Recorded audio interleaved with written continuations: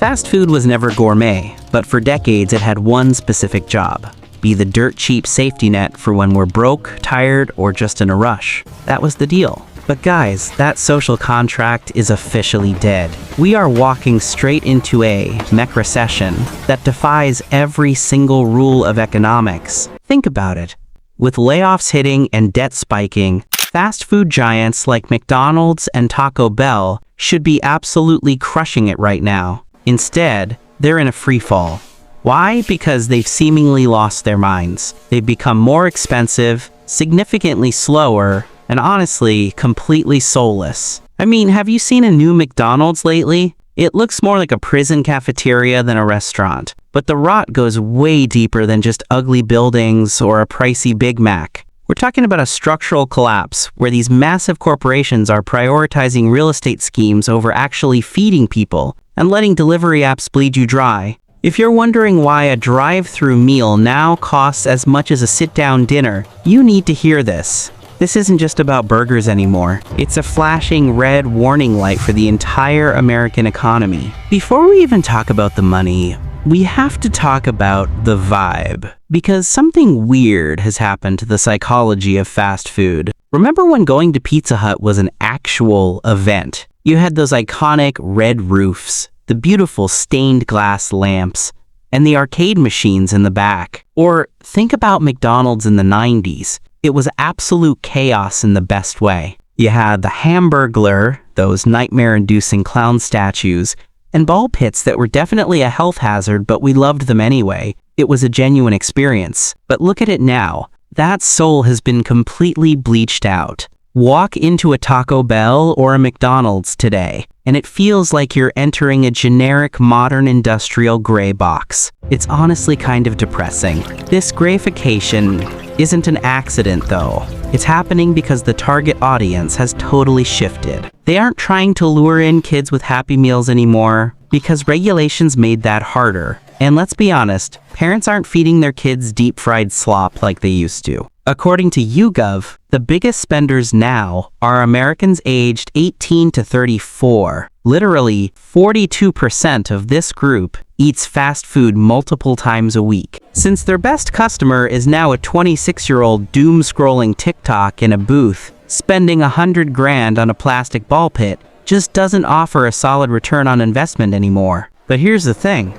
Saving money on paint and decor is just the tip of the iceberg. The real reason these places look like sterile warehouses is because, functionally, that is exactly what they are becoming. This is where the logic gets cold and calculated.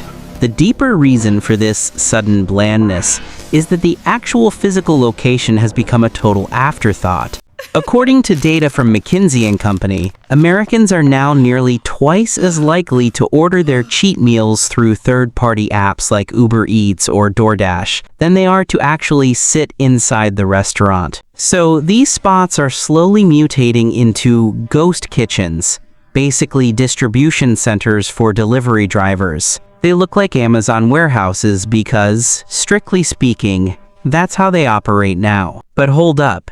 Because there is an even shrewder financial game being played here. You have to remember what Ray Kroc, the guy who built the McDonald's empire, famously told us. He wasn't in the burger business, he was in the real estate business. To this day, the corporate entity makes its real fortune by owning the land and acting as the landlord to the franchisees. By making every building look like a uniform, boring gray box, they are protecting their asset. Think about it. If a McDonald's franchise goes belly up, it is way easier to turn a generic square building into a Starbucks or a Chase Bank than it is to convert a building shaped like a giant hamburger or a red-roofed hut. They're building these places to be re-tenantable from day one. However, this massive real estate shell game only works if the business inside actually moves units.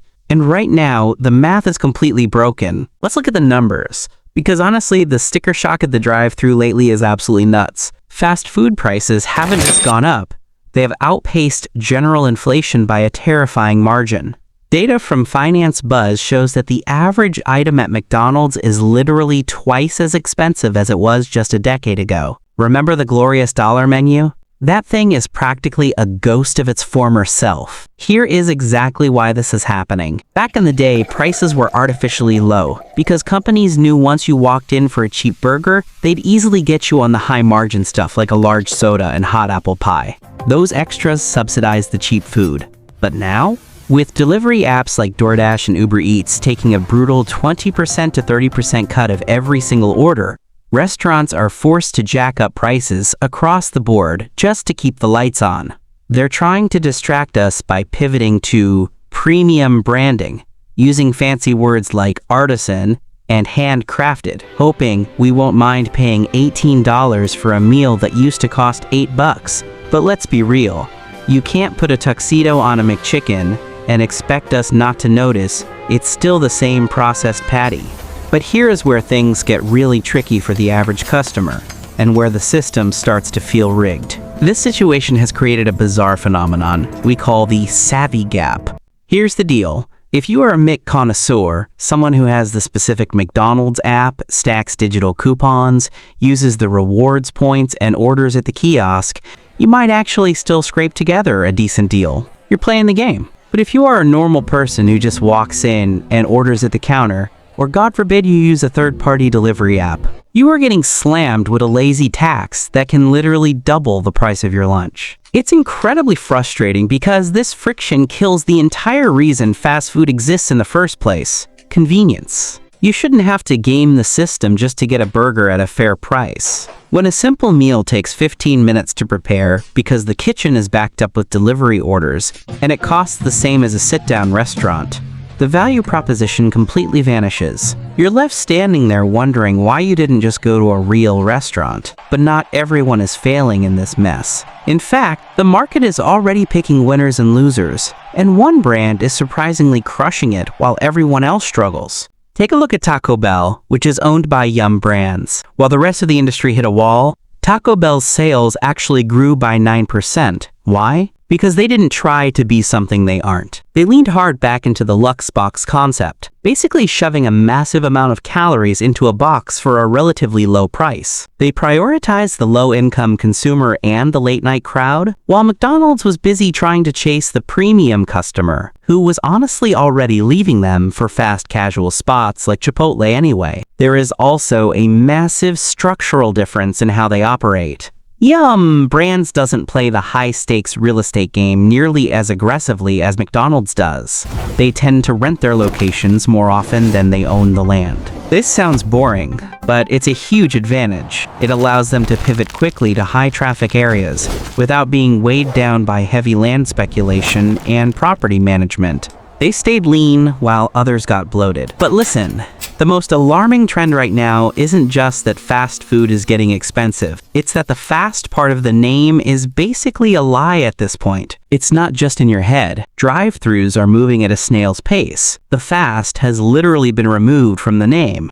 Data confirms that average wait times have shot up by over 30 seconds across the board since 2019, which is an eternity in this industry. This slowdown is happening for two huge reasons. First, the menus have become overly complex. You can't just pre-cook burgers and fries anymore when people are ordering customized artisan chicken sandwiches with 3 different sauces. It grinds the kitchen to a halt. Second, and more importantly, we are looking at a massive labor crisis. Fast food turnover is at an all-time high, and honestly, can you blame them? Workers have realized that delivering food for an app like DoorDash is often way less stressful than dealing with a power-tripping shift manager for the exact same minimum wage. Why stand over a hot fryer when you can cruise around in your car listening to podcasts? Companies are frantically trying to patch this hole with automation, testing out AI drive-thru voices and robot fry cooks. But let's be real.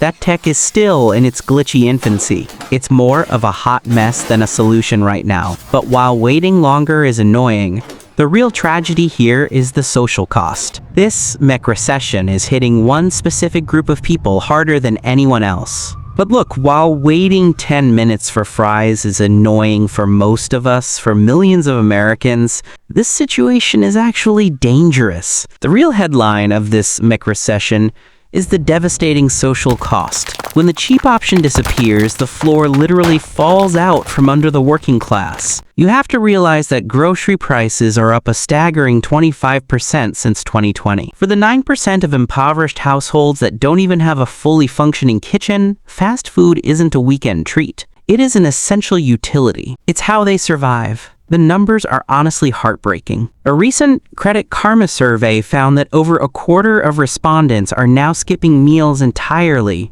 because they simply cannot afford the grocery store or the drive-thru. We are seeing a brutal K-shaped recovery in real time. The wealthy are continuing to spend and enjoy their lives, while the bottom 40% are literally running out of ways to feed themselves. It's a tale of two economies, and the gap is widening every single day. And if you think this is just a problem happening inside our borders, think again. These American giants are facing a massive backlash on a global scale. This isn't just a domestic headache, it is a full-blown global migraine. American brands are slamming into a wall of brand fatigue and serious geopolitical blowback. In major markets across the Middle East, Southeast Asia, and Europe, we are seeing consumers aggressively ditching unapologetically American giants like Starbucks and KFC. They are swapping them out for local alternatives that are not only cheaper but also carry way less political baggage. It's getting real enough that corporate leadership is sweating. McDonald's recently had to admit that their international sales are sagging significantly as people make a conscious choice to cut back on American icons. The brand recognition that used to be their biggest asset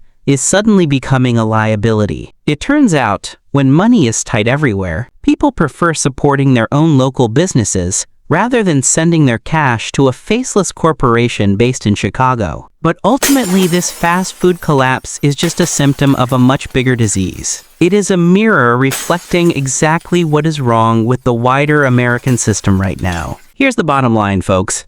The fast food industry isn't just failing, it is serving as a perfect mirror for the entire American economy right now. It has become bloated, completely obsessed with real estate valuations over actual product quality, and way too reliant on tech middlemen who take a cut of everything. It is becoming increasingly out of reach for the very people it was built to serve. Think about it.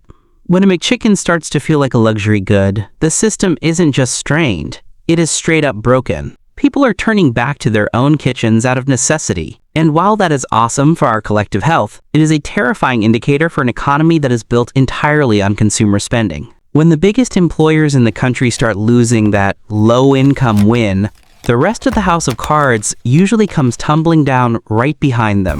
If you want to see exactly how this economic shift is changing the way we shop and why some people are getting surprisingly good at buying the dip in a crashing economy, you need to check out this next video. And as always, smash that like button and subscribe to keep learning how money really works.